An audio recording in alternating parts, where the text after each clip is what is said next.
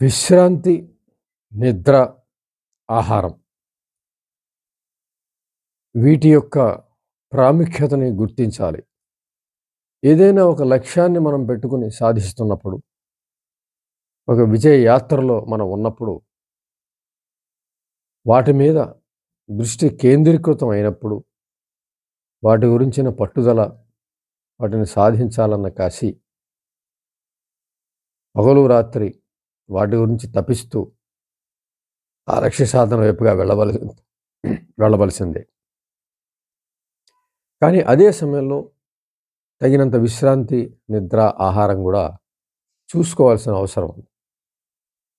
ఎంచేతంటే మనసు ఎంత బలోపేతంగా ఉన్నప్పటికీ కూడా, మనసు నుంచి శక్తిని ఉద్భవించి మనసుని నడిపించగల శక్తి ఉన్నప్పటికీ కూడా శరీరానికంటూ పోషణ అవసరం. శరీరానికి తగినంత విశ్రాంతి అవసరము, పోషణ అవసరము, నిద్ర కూడా అవసరం. శ్రమిస్తున్న మెదడుకి నిద్ర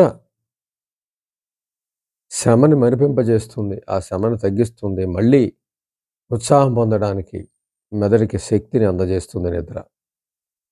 అలాగే పని నుంచి, విపరీతమైన శ్రమ నుంచి విశ్రాంతి ఇవ్వటం ద్వారా, విశ్రాంతి తర్వాత మరింత శ్రమపడే శక్తిని శరీరానికి అందజేస్తుంది విశ్రాంతి. అలాగే మంచి ఆహారం, ఏదైనా ఒక లక్ష్య సాధనలో ముందుకెడుతున్నప్పుడు, ఒక పరీక్ష కావచ్చు, ఏదైనా ఒక పెద్ద ఉద్యోగ ప్రయత్నం కావచ్చు, మంచి ఆహారం తీసుకోవడం కూడా చాలా ముఖ్యం. నిజం దొరికిన ఆహారం ఏదో ఒకటి ఆ టైంలో తినేద్దాం అనుకుంటే అది కరెక్ట్ కాదు. దానివలన శారీరకమైన ఇబ్బంది వస్తే అది మనసు మీద ప్రభావం తప్పనిసరిగా చూపిస్తుంది. శారీరకమైనటువంటి ఇబ్బంది వచ్చినప్పుడు మనసు లగ్నత తగ్గే అవకాశం ఉంటుంది. శరీరంలో ఒక అలజడి ఏదైనా ఉన్నప్పుడు, ఏ కడుపులోనైనా మరొక చోట అలజడి ఉన్నప్పుడు మనసు దాని మీద కేంద్రీకృతం అవడం మనం చూస్తాం. అప్పుడు చదువు మీద కేంద్రీకరించలేకపోవచ్చు. అలాగే లక్ష్యం మీద కేంద్రీకరించలేకపోవచ్చు. ఒక పక్క ఆకలి వేస్తూ ఉంటే కేంద్రీకరణ సరిగ్గా లేకపోవచ్చు. సరైన నిద్ర లేనప్పుడు కూడా మనసు స్పష్టంగా పనిచేయలేకపోవచ్చు. అంటే చదువుకునే క్రమంలో మనం పెట్టుకున్న లక్ష్యం ఎంత గొప్ప లక్ష్యమైనా కూడా,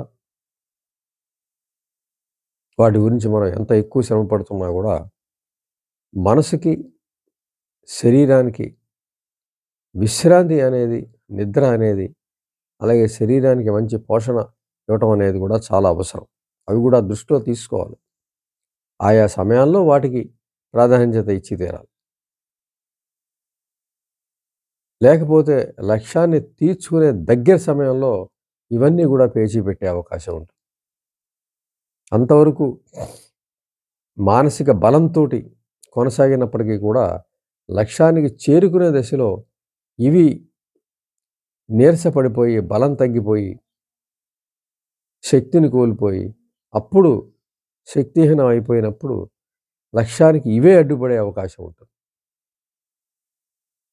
ఒక పరీక్షకి ప్రిపేర్ అవుతున్నటువంటి వ్యక్తి ముందు నుంచి కూడా వీటిని నెగ్లెక్ట్ చేసి, ఆహారాన్ని నెగ్లెక్ట్ చేసి, నిద్రని తగ్గించి, విశ్రాంతి లేకుండా చేసుకుని పుస్తకాలతోనే ముందుకు వెళ్ళినప్పుడు ఎగ్జామ్స్ టైంలో ఇవన్నీ కూడా ఆరోగ్యం పాడవడం, శరీరం నీరసించిపోవడం, కళ్ళు మూసుకుపోయే ఒక పరిస్థితి, నిద్ర ఒకేసారి ముంచుకు రావడం, పరీక్ష హాల్లోనే నిద్రపట్టే పరిస్థితి రావడం, వీటితోటి మానసికమైన ఆందోళన ప్రారంభం కావడం.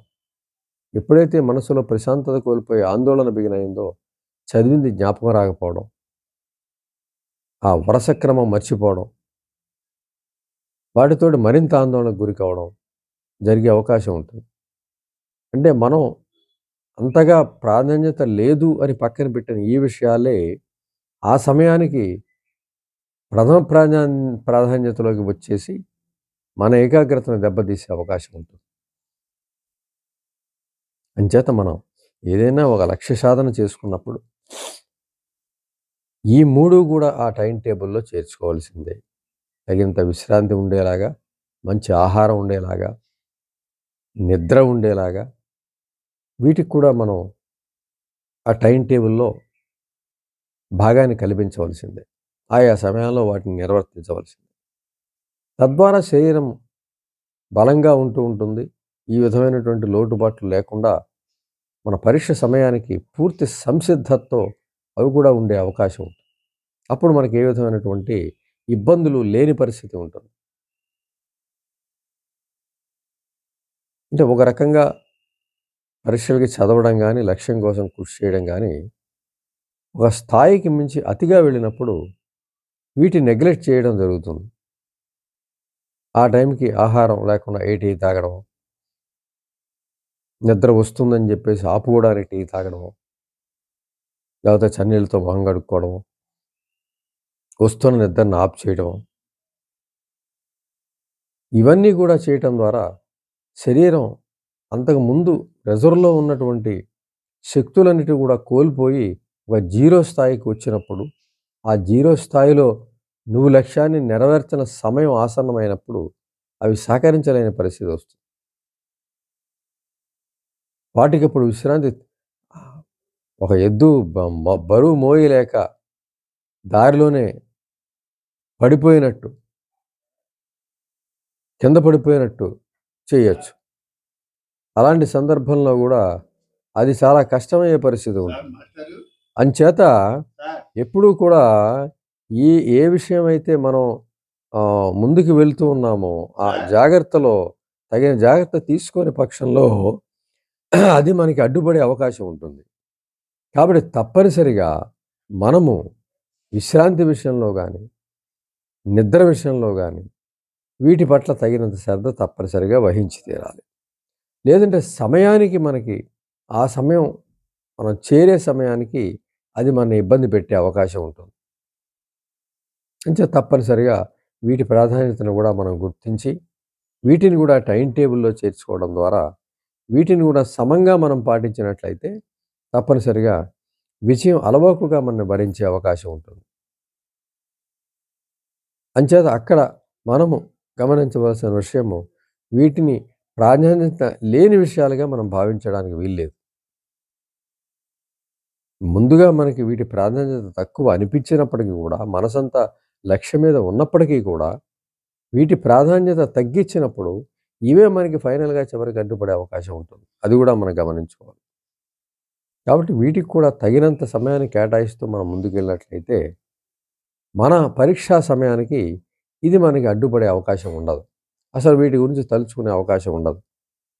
వీటి పని ఇవి చేస్తాయి. శరీరం సుఖంగా ఉంటుంది. మనసు కంఫర్ట్‌గా ఉంటుంది. తగినంత విశ్రాంతితో శరీరం కూడా సిద్ధంగా ఉంటుంది మరింత శ్రమ పడ్డానికి. అవన్నీ ఫుల్ ఛార్జ్‌తో ఉంటాయి. మంచి ఆహారం ఇవ్వటం ద్వారా శరీరంలో శక్తి నిలకడగా ఉంటుంది. నిలవ ఉంటుంది. ఇవన్నీ ఉన్నప్పుడు తప్పనిసరిగా లక్ష్యాన్ని సాధించడం సులువవుతుంది. అంచేత ఎప్పుడైనా సరే ఆహారము, నిద్ర, విశ్రాంతి వీటిని నెగ్లెక్ట్ చెయ్యని పరిస్థితే మనం చూసుకోవాలి. మన చదువుకునే టైమ్ టేబుల్‌లో వీటికి కూడా ప్రాధాన్యత ఇచ్చి తీరాలి. తగిన ప్రాధాన్యత ఇచ్చినప్పుడు మాత్రమే మనసు శక్తివంతంగా ఉండగలుగుతుంది. లక్ష్యం మీద మరింత దృష్టి పెట్టగలుగుతుంది. అప్పుడు ఆ సమయానికి మనకి ఇవన్నీ కూడా సమృద్ధిగా ఉన్నట్లయితే మనం పాల్గొనే లక్ష్య సాధనలో, పరీక్ష రాయడంలో గానీ, ఏదైనా ఒక పని చేయడంలో గానీ పూర్తి సహకారాన్ని అందించగలుగుతాయి. మనం విజయాన్ని సాధించగలుగుతాం. అందుకని మన లక్ష్య సాధనలో కృషి చేస్తూ వీటికి కూడా తగిన ప్రాధాన్యత ఇచ్చి తీరాలనే విషయాన్ని మనం గుర్తించాలి. ఇంకేదంటే ఇవ్వకపోయిన పక్షంలో ఇవే మనకి అడ్డుపడే అంశాలుగా ఉంటాయి. అంతా చేసేసుకుని, అంతా రెడీగా ఉండి పరీక్ష హాల్‌లో కూర్చున్నప్పుడు ఈవిడే మన లక్ష్యానికి అడ్డొచ్చినప్పుడు తగినంత ఆహ్, బాధ మనకి క్రియేట్ అవుతుంది. స్వయంకృతంగా చేసుకున్నామన్న బాధ మిగులుతుంది. ఇంత కష్టపడి ఈ విషయాలు మనం సరిగ్గా ఇవే అడ్డొస్తాయని మనం ఊహించలేకపోయిన బాధొస్తుంది. చాలా మనసు ఆందోళనతో కూడుకుంటుంది. నిజానికి ఫెయిల్యూర్ జరిగినా కూడా ఆశ్చర్యం లేదు. దానికి స్వయంకృతమే కారణమయ్యే అవకాశం కూడా ఉంది. కాబట్టి మంచి నిద్ర, ఆహారం, తగినంత విశ్రాంతి వీటిని కూడా టైమ్ టేబుల్‌లో భాగంగా చేసుకున్నట్లయితే ఏదైనా సాధించేటప్పుడు తప్పనిసరిగా విజయానికి ఇవి కూడా ఒక కారణంగా మనం గుర్తించాలి. ఈ విజయానికి ఒక కారణంగా గుర్తించి వీటికి ప్రాధాన్యత ఇచ్చినట్లయితే తప్పనిసరిగా ఏ విషయంలోనైనా సరే మనం చక్కగా విజయాన్ని సాధించొచ్చు, విజయాన్ని అందుకోవచ్చు.